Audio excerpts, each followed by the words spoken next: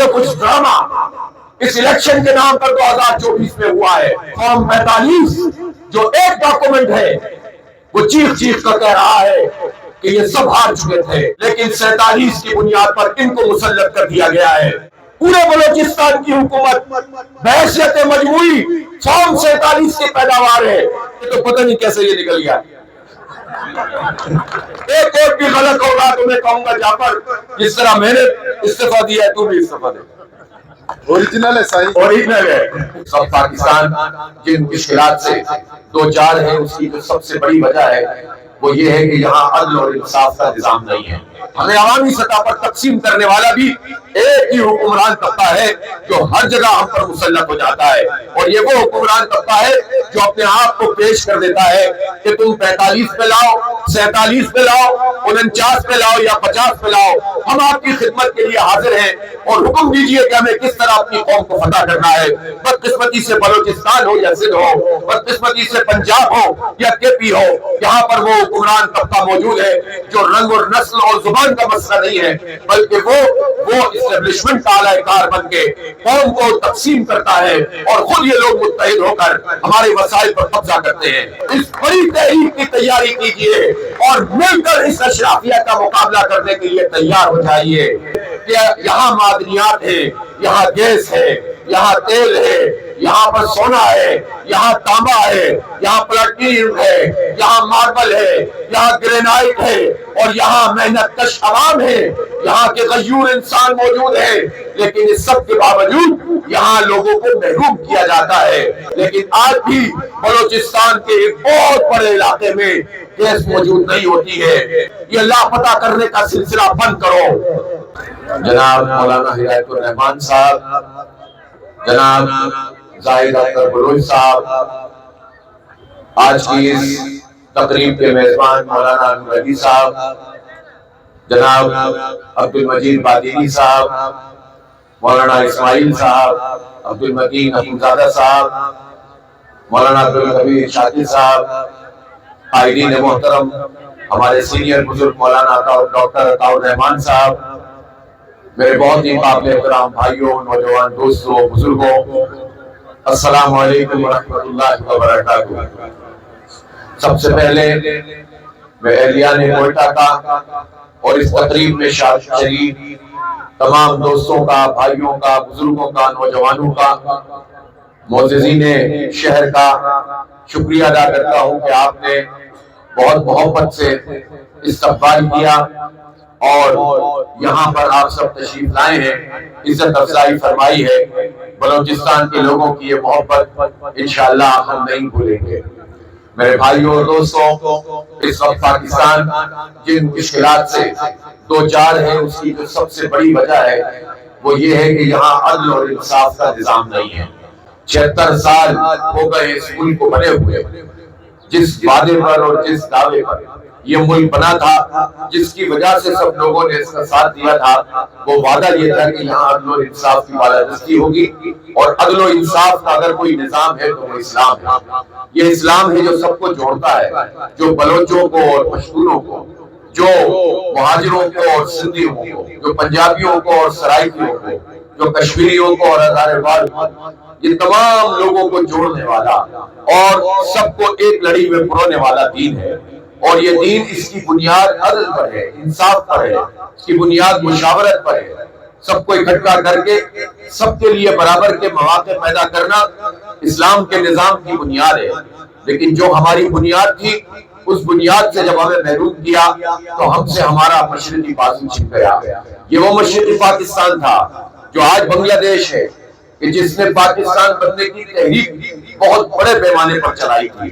یہ وہ مشرقی پاکستان تھا کہ جس نے جہاں پر آل انڈیا مسلم لیگ قائم ہوئی تھی اور زبردست قسم کی تحریک چلا کر انہوں نے پاکستان اس لیے بنایا تھا کہ پاکستان جغرافیہ کا نام نہیں تھا، پاکستان رقبے کا نام نہیں تھا، پاکستان نظریے اور عقیدے کا نام لا الہ الا اللہ محمد الرسول اللہ کا نام تھا۔ اسی لیے تو ملک کے دو حصوں کے درمیان ہزاروں کلومیٹر کا فاصلہ ہو اور یہ ملک بنایا جائے، دنیا میں اس کی کوئی مثال نہیں تھی، لیکن مثال تھی تو یہ کہ سب نے کہا کہ ایک ملک ہے، یہ جغرافیہ پہ نہیں، عقیدے پہ اور نظریے پہ اور نظام پر بن رہا ہے۔ لیکن جب وہ نظام نہیں قائم کیا تو پھر وہاں پریشہ دوانیاں ہوئی، جب محرومیاں پیدا کی تو لوگ پریشان ہوئے، ان پریشانیوں کو ملک دشمنوں نے ہوا دی اور انہوں نے وہاں پر اپنی جو ہے وہ پوری طریقے سے عملداری شروع کی، اور اس کے نتیجے میں عوام کے درمیان اور حکومتوں کے درمیان اور فوج کے درمیان ایک بڑی خلیج پیدا ہوتی چلی گئی۔ ہمارا حکمران طبقہ جس کے پاس طاقت تھی، جن کے پاس دولت تھی، جن کے پاس اقتدار تھا، انہوں نے ان حالات کی سنگینی کو نہیں سمجھا اور وہ ملک ہمارے ہاتھ سے نکل گیا۔ ظاہر ہے کہ اس میں سب کے کردار سامنے آتے ہیں، لیکن بنیاد یہی ہے کہ جس نظریے پہ ہم نے ملک بنایا وہ قائم نہیں رہا اور اس پر عمل نہیں کیا تو ملک ٹوٹ گیا۔ اور آج بھی ہم جو بچا کچا پاکستان ہے، اس پاکستان میں بھی لوگ کوئی لڑنا نہیں چاہتے آپس میں، اس میں نفرتیں نہیں کرنا چاہتے، اس میں دشمنیاں کرنا نہیں چاہتے۔ ہمیں عوامی سطح پر تقسیم کرنے والا بھی ایک ہی حکمران طبقہ ہے جو ہر جگہ ہم پر مسلط ہو جاتا ہے، اور یہ وہ حکمران طبقہ ہے جو اپنے آپ کو پیش کر دیتا ہے کہ تم 45 پہ لاؤ، 47 پہ لاؤ، 49 پہ لاؤ یا 50 پہ لاؤ، ہم آپ کی خدمت کے لیے حاضر ہیں اور حکم دیجئے کہ ہمیں کس طرح اپنی قوم کو فتح کرنا ہے۔ بدقسمتی سے بلوچستان ہو یا سندھ ہو، بدقسمتی سے پنجاب ہو یا کے پی ہو، یہاں پر وہ حکمران طبقہ موجود ہے جو رنگ اور نسل اور زبان کا مسئلہ نہیں ہے، بلکہ وہ اسٹیبلشمنٹ کا اعلی کار بن کے قوم کو تقسیم کرتا ہے اور خود یہ لوگ متحد ہو کر ہمارے وسائل پر قبضہ کرتے ہیں۔ اس لیے میرے بھائیوں اور دوستوں، ہمارا مسئلہ یہ نہیں ہے کہ ہم زبانوں کی بنیاد پر آپس میں لڑنے لگے، ہم علاقوں کی بنیاد پر نفرتیں کرنے لگے، ہم مسلکوں اور فرقوں میں اپنے آپ کو تقسیم کر دیں، بلکہ ہمارے لیے اگر کوئی نجات کا راستہ ہے، ہمارے لیے اگر کوئی کامیابی کا راستہ ہے، ہمارے جو حقوق غصب کیے گئے ہیں ان حقوق کو حاصل کرنے کا اگر کوئی راستہ ہے تو سارے محکوموں کو، سارے مجبوروں کو، سارے مظلوموں کو، سب عوام کو مل کر متحد ہو کر اس بڑے طبقے کے خلاف لڑنا پڑے گا جو آپس میں اتحاد کر کے ہمیں تقسیم بھی کرتا ہے اور محروم بھی کرتا ہے۔ اس بڑی تحریک کی تیاری کیجئے اور مل کر اس اشرافیہ کا مقابلہ کرنے کے لیے تیار ہو جائیے۔ میں بلوچستان میں آیا ہوں، بلوچستان رقبے کے اعتبار سے بھی پاکستان کا سب سے بڑا صوبہ ہے، بلوچستان اپنے دل کے اعتبار سے بھی پاکستان کا بڑا صوبہ ہے کہ یہاں معدنیات ہیں، یہاں گیس ہے، یہاں تیل ہے، یہاں پر سونا ہے، یہاں تانبا ہے، یہاں پلاٹینیم ہے، یہاں ماربل ہے، یہاں گرینائٹ ہے، اور یہاں محنت کش عوام ہے، یہاں کے غیور انسان موجود ہیں، لیکن اس سب کے باوجود یہاں لوگوں کو محروم کیا جاتا ہے۔ میں یہ پوچھنا چاہتا ہوں اس پورے اشرافیہ کے طبقے سے جس میں شامل بلوچستان کے لوگ بھی ہیں، بلوچستان کے سردار بھی ہیں، بلوچستان کا حکمران طبقہ بھی ہے جو اس حکمران طبقے کے ساتھ ساز باز کر کے بلوچستان پہ ہی نہیں پاکستان میں بھی حکومت کرتا ہے۔ تو ان سے پوچھنا چاہتا ہوں تم نے بلوچستان کو کیا دیا ہے؟ 76 سال سے یہ پاکستان بنے ہوئے ہیں، 50 کی دہائی میں یہاں پر گیس نکلی تھی، 50 کی دہائی میں گیس نکلی ہو اور آئندہ آرٹیکل 158 بھی موجود ہو کہ جس علاقے سے گیس نکلے گی اس علاقے اور اس صوبے میں اس صوبے کو ترجیح دی جائے گی اور پہلی ترجیح اس صوبے کی ہوگی کہ جہاں سے گیس نکل رہی ہے۔ یہی سندھ کا بھی مسئلہ ہے اور یہی بلوچستان کا بھی معاملہ ہے، لیکن ہم نے دیکھا ہے کہ گیس یہاں سے نکلی ہے لیکن آج بھی بلوچستان کے ایک بہت بڑے علاقے میں گیس موجود نہیں ہوتی ہے۔ ہاں ہم مانتے ہیں کہ پائپ لائن کا بچھانا اور ہر گھر تک دور دراز علاقوں تک پہنچانا یہ مشکل عمل تو ہے، لیکن اتنے طویل عرصے میں تو اس کو بھی ہو جانا چاہیے تھا، اور اگر یہ نہیں ہوا تو کیا دنیا میں کوئی ٹیکنالوجی موجود نہیں ہے؟ جاؤ اپنا ترقیاتی فنڈ کا جو پی ایس ڈی پی ہوتا ہے اس کی رپورٹوں کو دیکھ لو۔ پاکستان کی پی ایس ڈی پی میں وہ رپورٹ موجود ہے جس میں یہ کہا گیا ہے کہ سوئی گیس جہاں سے نکلتی ہے اگر وہاں پر ہم ایل این جی کا پلانٹ لگا لے اور ورچوئل پائپ لائن کا جو کنسپٹ دنیا میں موجود ہے، چائنا میں موجود ہے، بے شمار ملکوں میں موجود ہے، تو بلوچستان کے ایک ایک دیہات تک گیس پہنچ سکتی ہے، لیکن یہ لوگ یہ کام نہیں کرتے ہیں۔ یہ حکمران طبقہ اس حق کے لیے آواز نہیں اٹھاتا ہے۔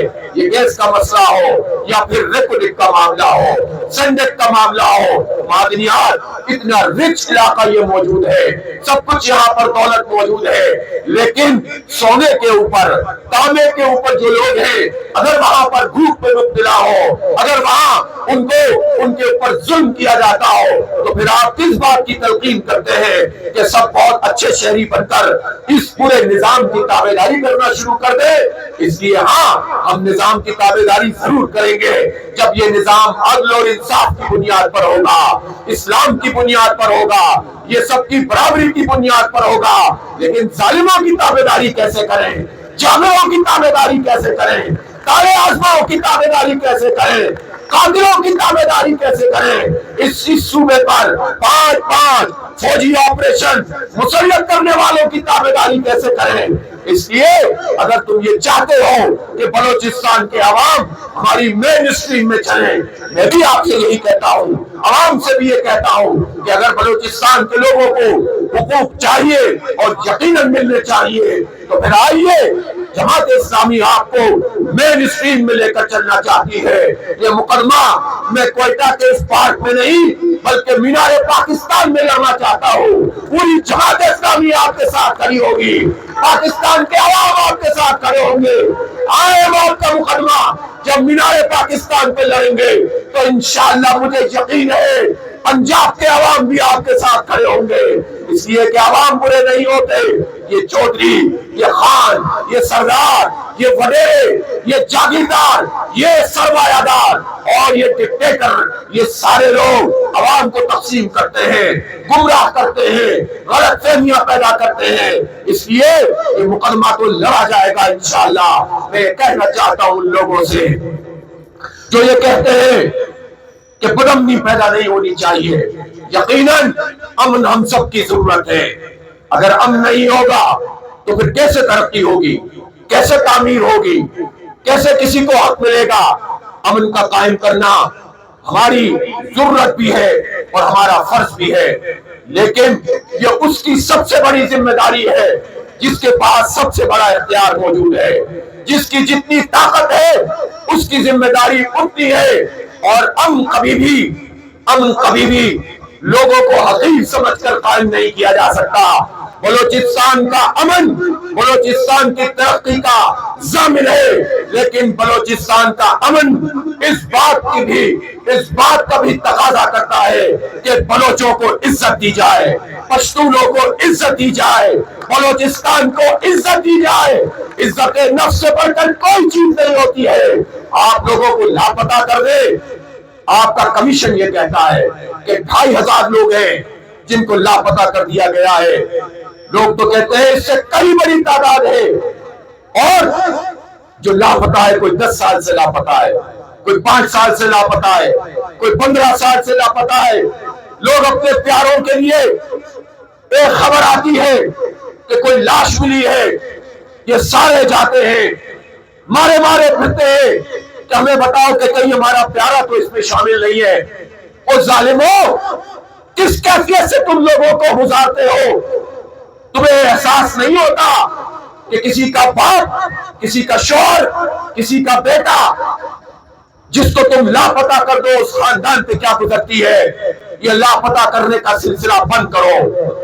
تم کہتے ہو کہ قانون پر عمل کیا جائے، تم کہتے ہو کہ بعض لوگ آئین کے خلاف بات کرتے ہیں، تو اگر وہ آئین کے خلاف بات کرتے ہیں تو انہیں آئین کے مطابق بات کرنی چاہیے۔ ہم مانتے ہیں کہ قانون کی عملداری ہونی چاہیے، لیکن نہتے لوگوں سے آپ یہ تقاضا کریں، شہریوں سے آپ یہ تقاضا کریں، لیکن جن کے پاس طاقت ہو، جن کے پاس حکومت ہو، جن کے پاس قوت نافذہ ہو، وہ آئین کو پامال کریں، وہ آئین کو رونتے چلے جائیں، تو پھر کس سے بات کی جائے گی؟ اس لیے میں چیف جسٹس آف پاکستان سے بھی کہنا چاہتا ہوں، آپ پہلے بہت تذکرہ کرتے تھے لاپتہ افراد کا۔ بلوچستان کے عوام، پورے پاکستان میں ایسے لوگ موجود ہیں، وہ سب آپ کی طرف دیکھ رہے ہیں کہ اس مسئلے کو آپ حل کریں، جن کے پیارے ہیں ان کے گھروں تک واپس جائیں۔ ہم نہیں کہتے کہ مجرموں کی سرپرستی کی جائے، ہم نہیں کہتے کہ قاتلوں کو سزا نہیں ملے۔ جس نے قتل کیا ہے اس کے لیے قانون موجود ہے، اس کے لیے عدالتیں موجود ہیں۔ جب آپ کسی کو لاپتہ کرتے ہیں تو اس نظام کے چلانے والے اس بات کا اعلان کرتے ہیں کہ ہم اس قانون کے مطابق پاکستان کو نہیں چلا سکتے، ہم عدالت کے مطابق پاکستان کو نہیں چلا سکتے۔ جب تم پاکستان کو عدل کے مطابق، آئین کے مطابق، قانون کے مطابق نہیں چلا سکتے تو تمہیں کوئی حق نہیں ہے کہ ہمارے پیاروں کو لاپتہ کرو۔ ہٹ جاؤ ہمارے سروں سے، قبول کرو کہ تم نے 76 سال میں پاکستان کو برباد کیا ہے، پاکستان میں نفرت پروان چلائی ہے۔ مان لو اس بات کو کہ تم نے پاکستان کی معیشت کو تباہ کیا ہے۔ یہ سارے جاگیردار مان لیں، یہ سارے سردار مان لیں، یہ سارے وڈیرے تسلیم کر لیں کہ انہوں نے پاکستان کے عوام کو کچھ نہیں دیا ہے۔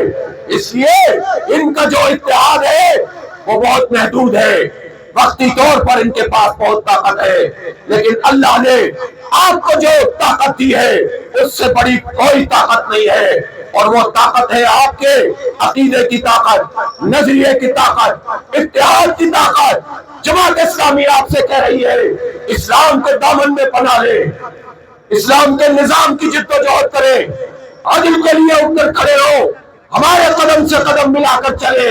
انشاءاللہ سیسا پلائی ہوئی دیوار جب یہ مظلوم عوام بنیں گے، یہ محکوم عوام بنیں گے، کہ ہم نے ان تمام مسائل کے اوپر اور ان مشکلات کے حوالے سے اس ملک میں جگہ جگہ بڑی قوم پرستی کے نعرے بھی سنے، مہاجر قوم، سندھی قوم، بلوچ قوم پرستی، پختون قوم پرستی، لیکن مجھے 76 سال میں اس کا بھی رزلٹ بتائیے، اس کے نتیجے میں ہوتا کیا ہے؟ چند لوگ ان محرومیوں کو اجاگر کر کے، قوموں کو تقسیم کر کے اور پھر اپنی مراد حاصل کر لیتے ہیں۔ ہم کسی قوم کے خلاف بات نہیں کرتے، ہر قوم باعزت ہے۔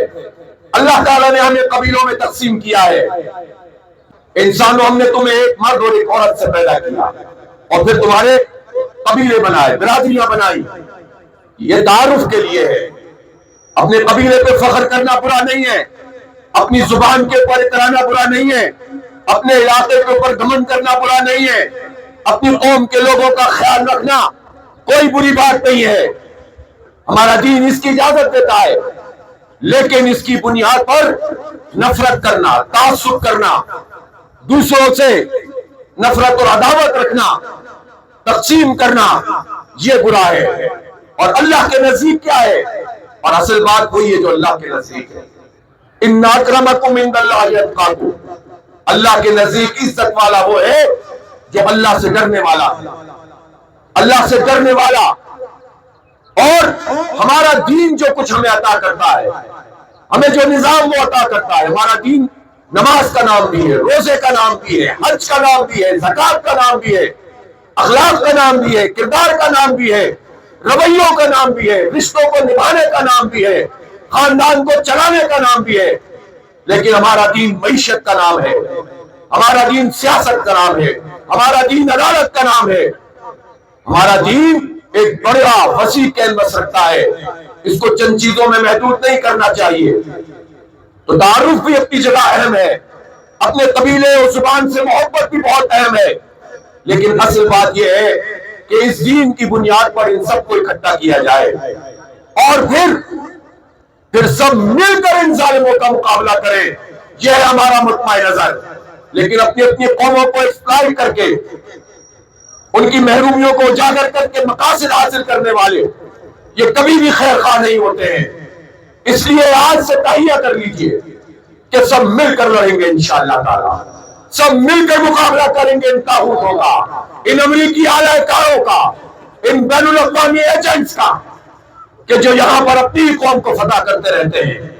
دیکھیں، ہر جگہ پر ہم کسی ادارے اور کسی پارٹی اور کسی بھی انسٹیٹیوشن کو یہ نہیں کہتے کہ کوئی ایبسلیوٹلی غلط ہے، مطلقاً کوئی غلط ہے اور کوئی مطلقاً صحیح ہے۔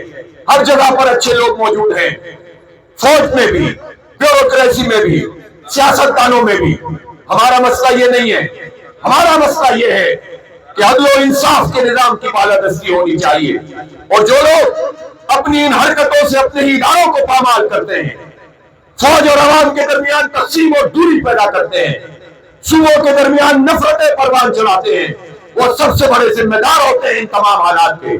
اس لیے سب کو ہوش کے ناخن لینے چاہیے، سب کو آئین کی پابندی کرنی چاہیے، سب کو اپنی حدود کا پتہ بھی ہونا چاہیے، اور اگر پتہ ہے تو اس پر عمل بھی کرنا چاہیے۔ اور یہ جو کچھ ڈرامہ اس الیکشن کے نام پر 2024 میں ہوا ہے، تمام صوبوں کی اس وقت جتنی حکومتیں ہیں، مجھے بتائیں کہ ان کی کیا قانونی حیثیت ہے، کیا جمہوری حیثیت ہے، کیا آئینی حیثیت ہے؟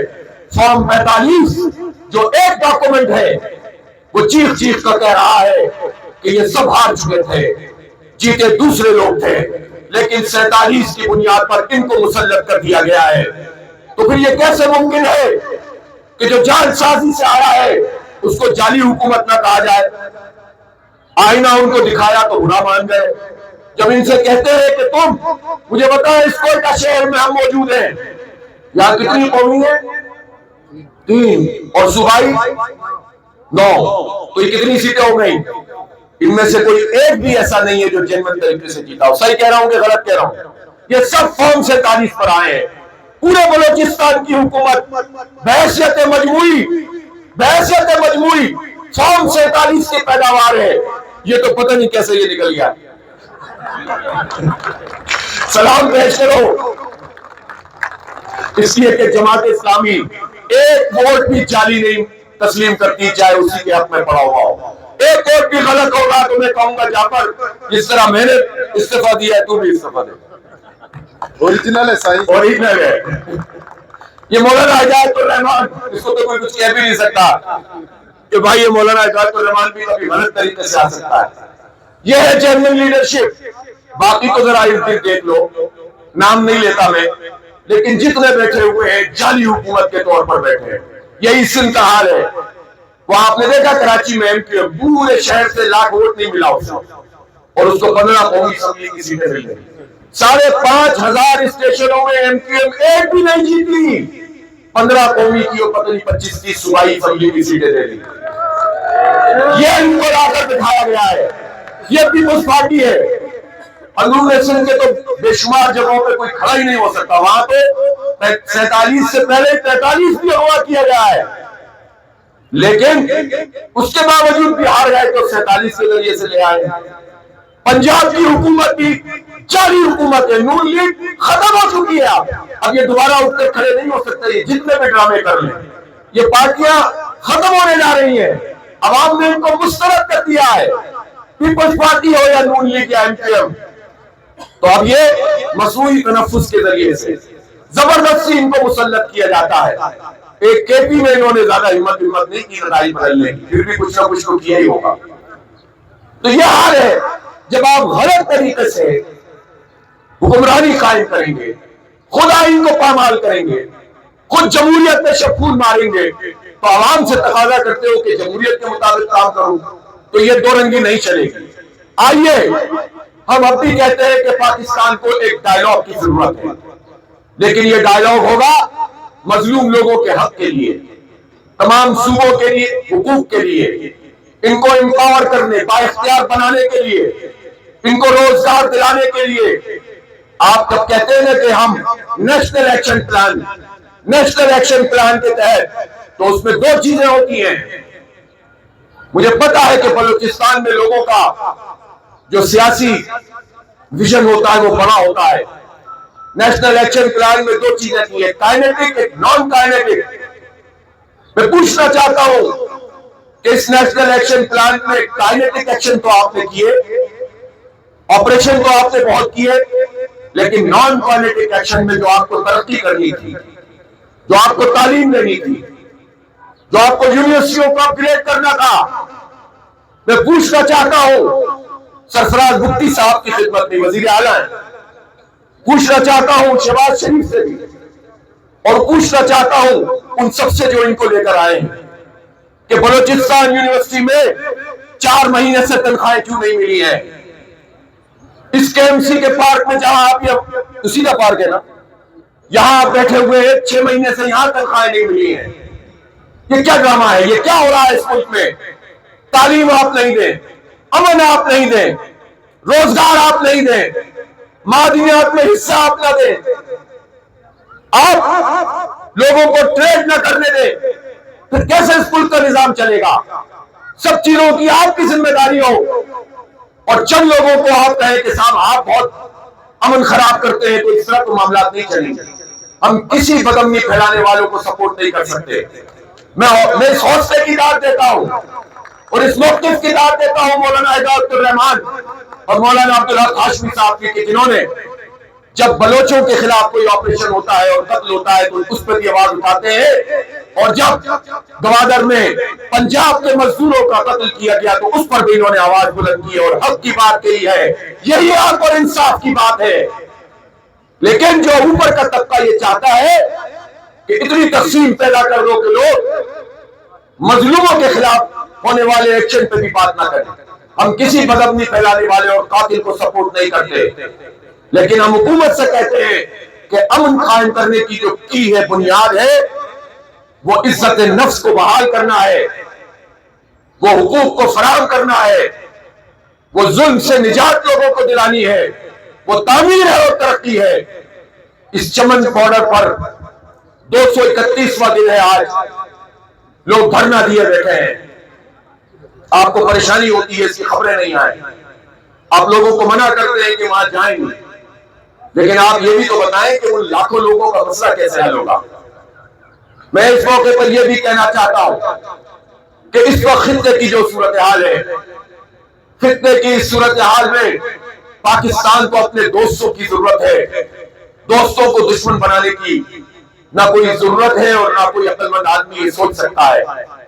تو جن کے ہاتھ میں اختیار اور اقتدار ہے ان کا یہ فرض بنتا ہے کہ وہ افغانستان سے بھی، ایران سے بھی اور چائنا سے بھی اپنے معاملات کو ٹھیک کریں، بہتر بنائیں، دوستوں کو دشمن نہ بنائیں. اور اگر کوئی غلط فہمیاں موجود ہیں، اگر اس طرف سے بھی زیادتیاں موجود ہیں، تو ان کو بھی یہ چاہیے کہ ظرف کا مظاہرہ کریں. دونوں حکومتیں افغانستان اور پاکستان کی، ان کو تبادلہ خیال بھی کرنا ہوگا، خطے کے امن کے لیے کردار بھی ادا کرنا ہوگا. یہ کوئی بھی تسلیم نہیں کرے گا کہ کہیں سے پاکستان میں دہشت گردی کی جائے اور پاکستان سے کہیں اور پر دہشت گردی کی جائے. دہشت گردی اور دہشت گرد دونوں ملکوں کے خلاف ہے. جب یہاں پر یہ کارروائیاں ہوتی ہیں تو امریکہ خوش ہوتا ہے، بھارت خوش ہوتا ہے، وہ قوتیں جو ہمیں تقسیم کرنا چاہتی ہیں وہ خوش ہوتی ہیں. لیکن اگر ہم اور ہماری حکومتیں خود یہ کام کرنے لگ جائیں، اپنے پیروں پر خود کلاڑے مارنے لگ جائیں، تو کیسے اس خطے میں امن قائم ہو سکتا ہے؟